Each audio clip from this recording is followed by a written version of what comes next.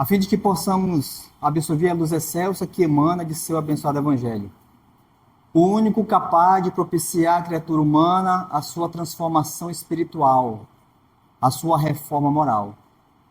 São palavras dele: ninguém vem ao Pai senão por mim. Porque talvez se ele dissesse que ninguém vai ao Pai, poderia ter um atalho, mas não existe atalho para chegar a Deus. Jesus é o caminho. Eu sou o caminho. A verdade é a vida. Eu sou o pão, eu sou a luz. Ele é o caminho de nossas destinações em direção ao Pai. A fim de que possamos absorver seu abençoado Evangelho, possamos começarmos e iniciarmos as rédeas de nossos compromissos com o Criador.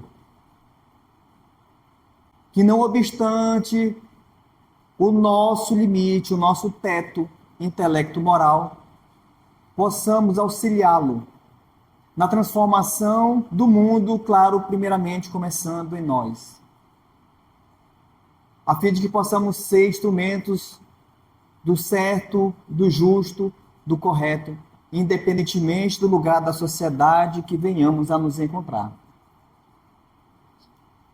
Quando falamos em fluidos, e aí vou direcionar, arrematando a ideia sempre do pensamento.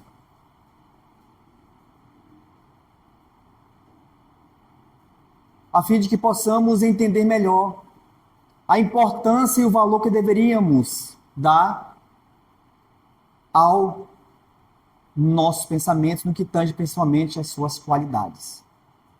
E então, o codificador da doutrina espírita, Allan Kardec, ele, ao começar a debruçar sobre as informações que o mundo maior estava lhe fornecendo, ele então desenvolveu uma metodologia aplicada de forma muito patente no Livro dos Espíritos, onde ele dividiu em 4 partes, e a primeira parte são causas primeiras ou primárias. E nessas causas primárias ele fala da causa primeira de todas as coisas, que é com relação a Deus. Assim sendo, ele colocou, não por acaso, a questão 1 do Livro dos Espíritos, um livro composto por 1019 questões, e ele indaga o que vem a ser Deus. A pergunta é interessante porque ele não pergunta quem é Deus, porque estaria personificando. Ele pergunta o que viria a ser Deus. O que é Deus? Porque ele é algo que foge à nossa compreensão em virtude de nossas limitações morais. E ele obteve por resposta que Deus é a causa primeira de todas as coisas.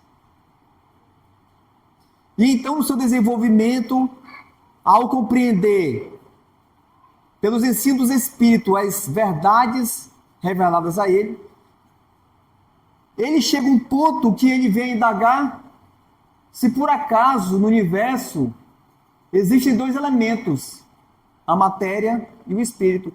Porque ele começou a compreender que o espírito sem a matéria não tem tanta abrangência quanto ele se junta à matéria. É necessária a junção desses 2 para que haja uma interação universal com o Criador. Porque é somente o espírito entrando na matéria que é possível a sua evolução. E aí, então, ele pergunta na questão 27, existem somente esses 2 elementos no universo, o espírito e matéria? E os espíritos respondem que sim. A pergunta de Kardec está certa, existem 2 elementos gerados no universo, matéria e espírito. No entanto, eles acrescentam, sim, no entanto, acima de tudo, Deus. O Criador, o Pai de todas as coisas. Deus, espírito e matéria constituem o princípio de tudo o que existe. É o que os espíritos chamaram de Trindade Universal. Então, para nós compreendermos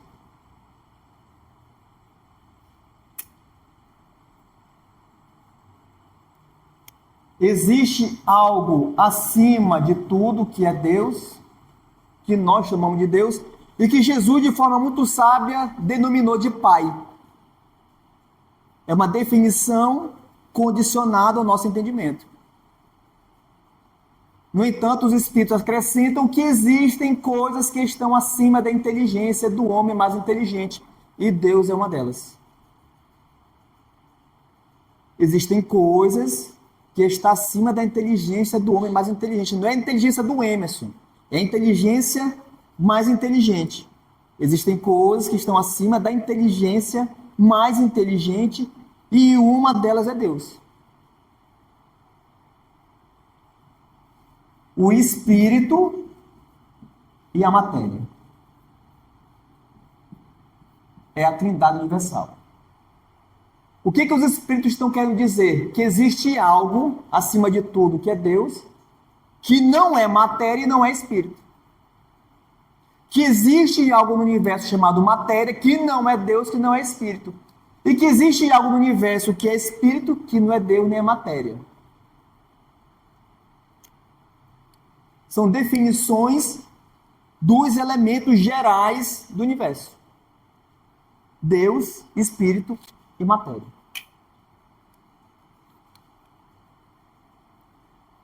Para que nós possamos começar a entender fluidos, a importância do pensamento, eu vou contar uma história de Chico.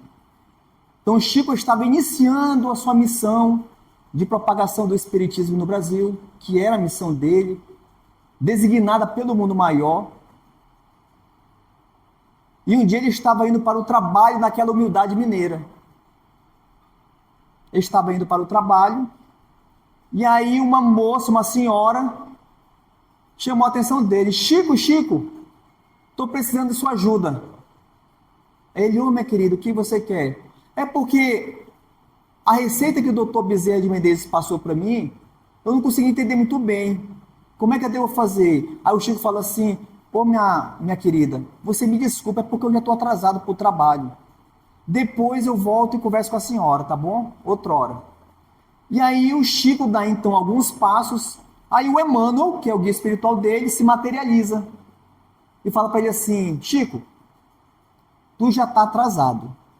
5 minutos a mais, 5 minutos a menos, não vai fazer a menor diferença. Volta e atende a irmã. Aí Chico voltou, pegou a receita e explicou para ela.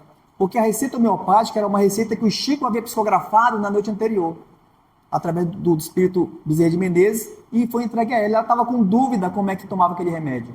E o Chico esclareceu ela ficou muito grata, abraçou o Chico, deu um beijo no Chico e falou assim, ô Chico, muito obrigado, vá com Deus. Aí o Chico saiu. Quando o Chico andou 100 metros, o Emmanuel, seu guia espiritual, se materializa novamente e fala assim, Chico, olha para trás. O Chico então parou, olhou para trás, e ele percebeu que a 100 metros saía um fluido branco da boca da mulher, percorria os 100 metros e entrava no peito dele. Aí o Emmanuel fez a seguinte indagação para o Chico.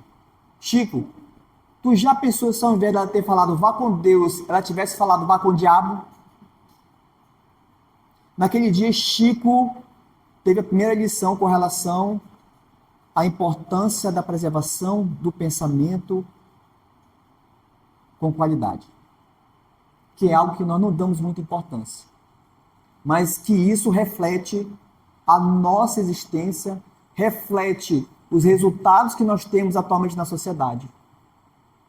E aí um exemplo mais patente é só você observar as músicas que saem, que fazem sucesso todos os dias. E aí nós começamos a entender como que o pensamento humano anda meio destrambelhado.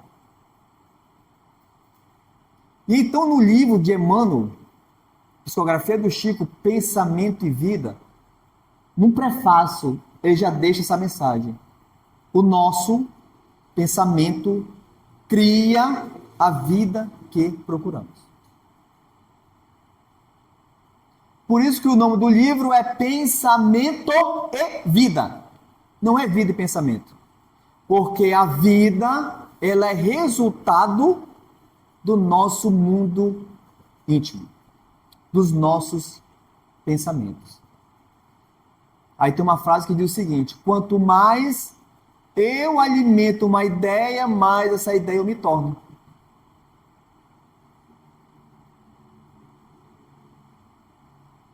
E aí o Emmanuel faz, em seu livro, o Evangelho de Emmanuel, a psicografia de Chico, e aí fizeram uma coletânea criando o Evangelho de Emmanuel. E ele puxa o mandamento não roubarás. Porque o Emerson não rouba um centavo de ninguém. O Emerson não vai na administração pública pegar um papel e levar para casa para o filho dele pintar de colorir. No entanto, o Emerson destrói a esperança nos corações das pessoas aonde ele vai. É o pior roubo que tem. Porque você destrói o mundo íntimo da pessoa. Quantas vidas são destruídas?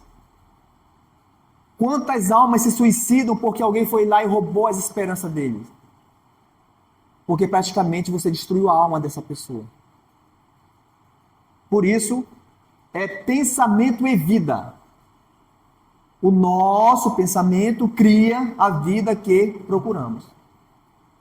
E aí perguntaram para o Chico uma vez: Chico, explica para a gente como que funciona a prece. Como é que funciona a oração?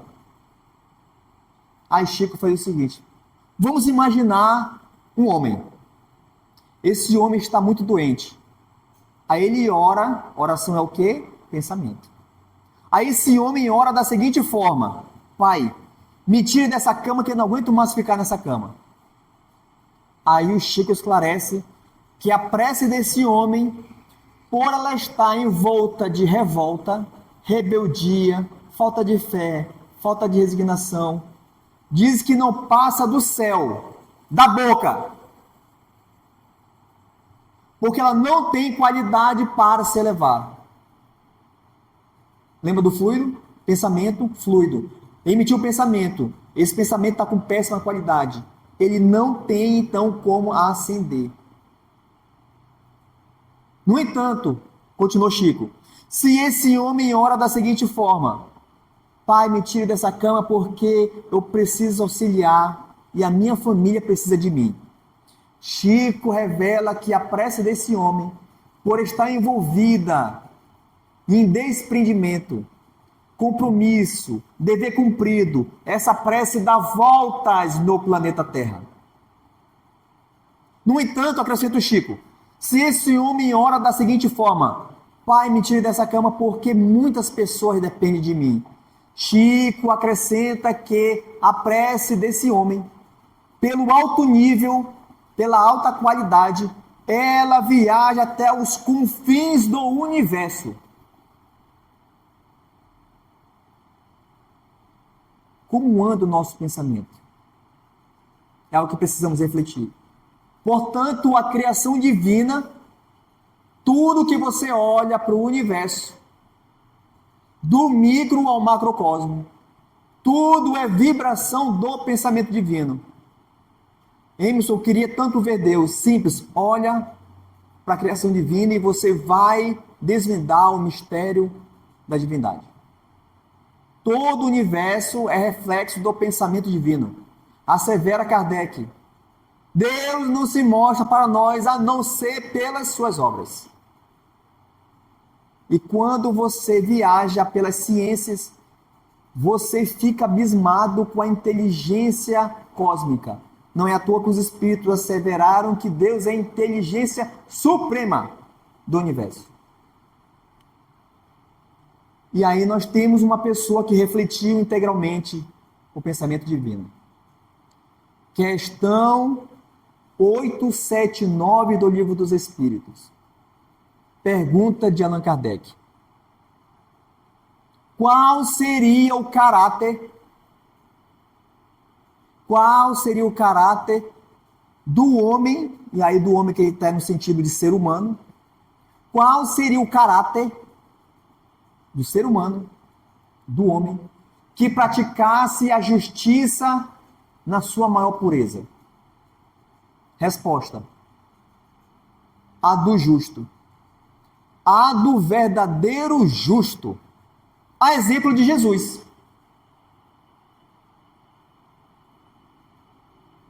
Porque ele também estaria praticando o amor ao próximo e a caridade, que sem as quais não há justiça.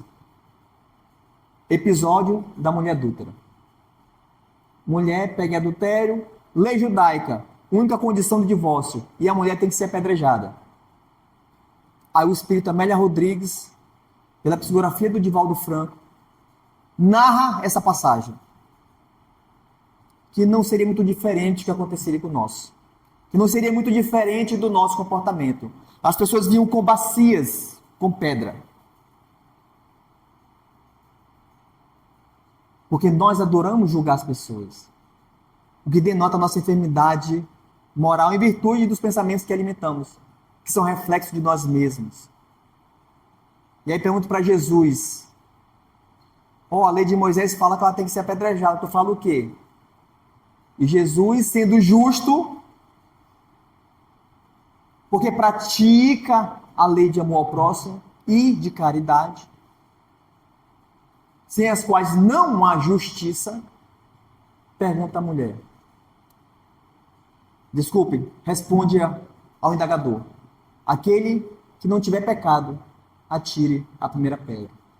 Quem é aquele que tem a consciência reta e limpa para julgar o próximo? Jesus era o único e não fez. Enquanto a mulher, protegendo, esperando a primeira pedrada, todos foram embora, se retiraram, ficando só Jesus. E Jesus olha para a mulher e responde, e fala ali, melhor dizendo, se ninguém te condenou, eu também não te condenarei. O único justo, Jesus. E aí, quando ele encontra no poço da Samaria com a mulher samaritana, é uma passagem linda essa, onde era um povo excluído pelas outras 11 tribos.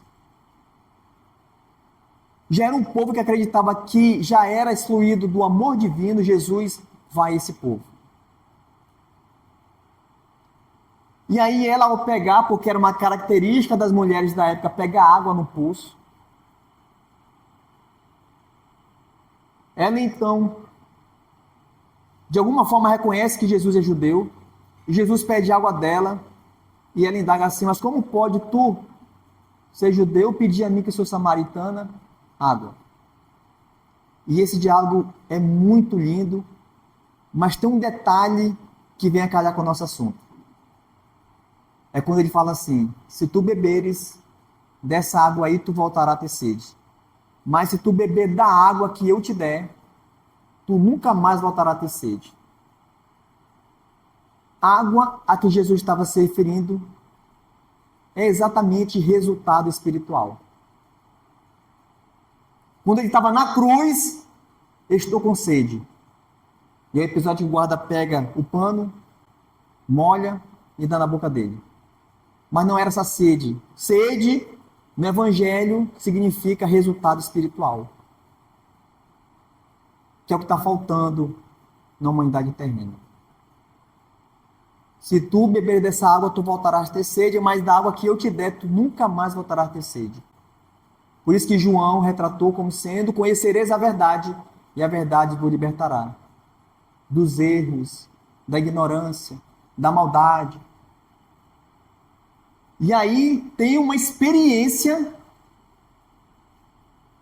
desse doutor Masaru Emoto, japonês, que fala, explica, comprova a importância do pensamento.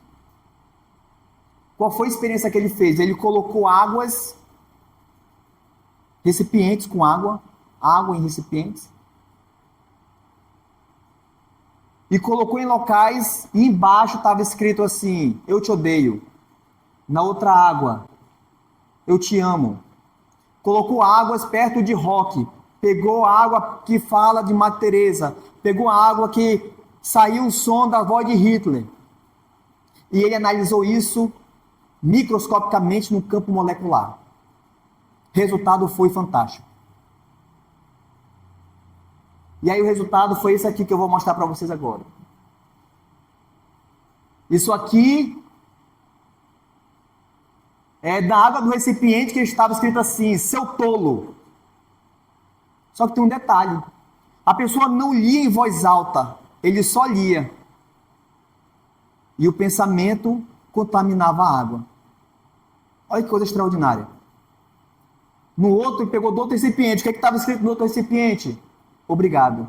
Olha a diferença da molécula. Molécula destruída, molécula cristalizada. Só estava escrito assim, obrigado. A pessoa passava, tolo, obrigado. Uns falavam, outros não falavam. Mas o pensamento ia sendo impresso no líquido.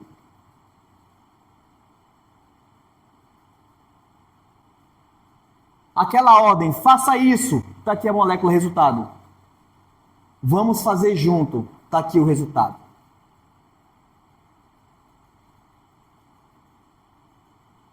Molécula, onde estava escrito embaixo guerra. Molécula, onde estava escrito paz.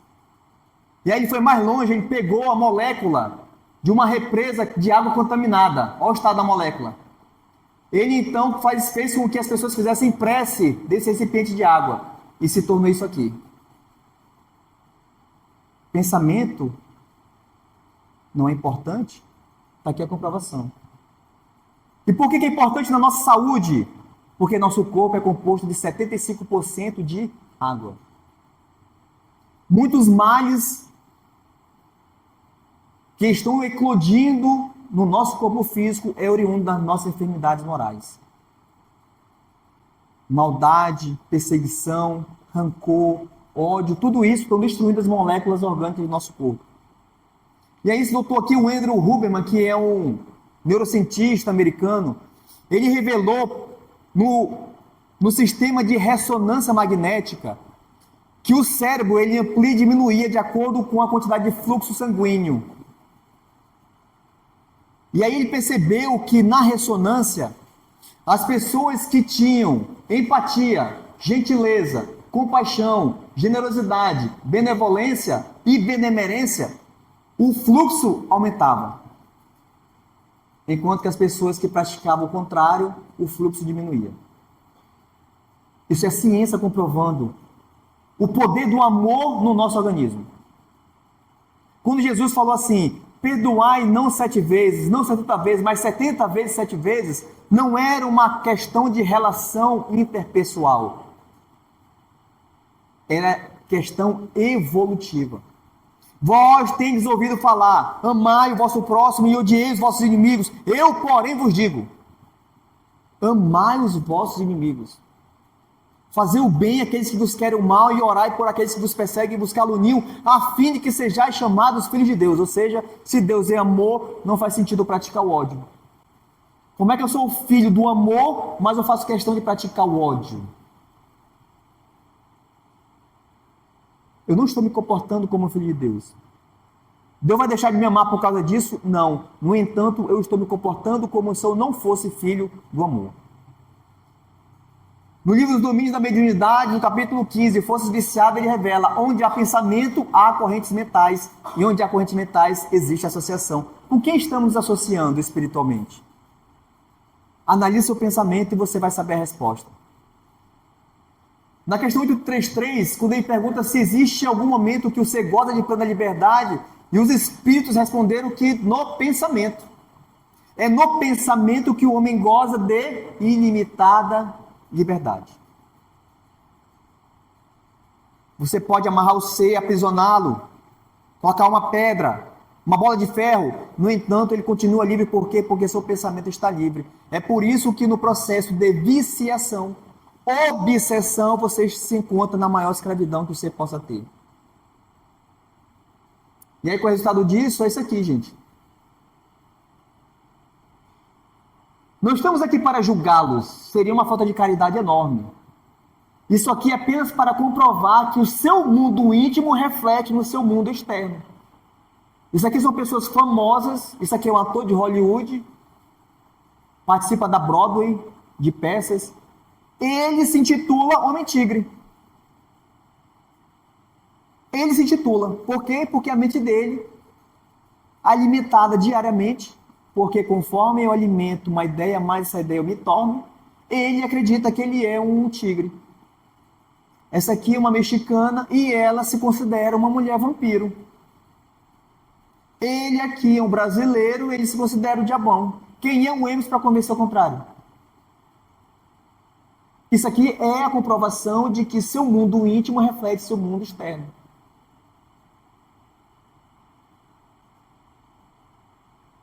É só uma comprovação.